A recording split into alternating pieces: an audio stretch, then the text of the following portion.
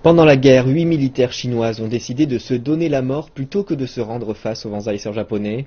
Leur acte d'héroïsme, souvent reproduit en peinture et sur scène, fait maintenant l'objet d'un ballet.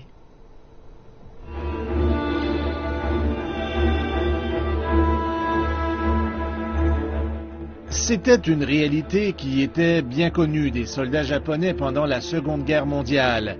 Les Chinoises préféraient se donner la mort plutôt que de se soumettre. En octobre 1938, une équipe de 8 soldats a planifié une embuscade sur des positions japonaises pour couvrir la retraite des troupes chinoises. Au final, elles ont été entourées.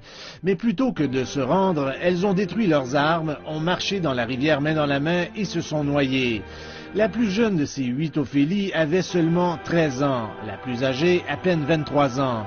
Ce n'est pas étonnant que leur exemple ait inspiré des générations de Chinois depuis.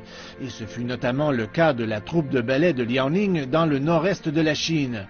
Pour eux, c'est une légende de leur ville natale.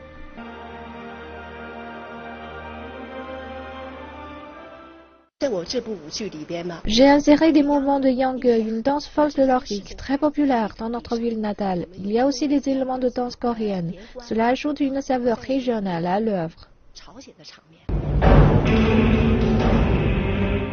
Avec seulement leur corps comme instrument, ces ballerines incarnent l'esprit héroïque qui a mené ces jeunes Chinoises à donner leur âme à la rivière Changhua.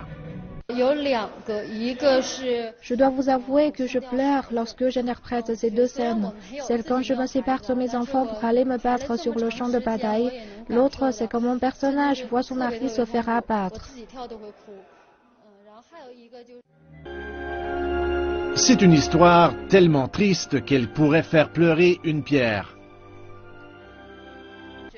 J'ai été profondément touchée par ce drame. Pendant notre jeunesse, nous devrions chérir davantage notre vie paisible et ne jamais oublier les efforts et les sacrifices que les martyrs et les soldats ont faits pour la victoire et la paix.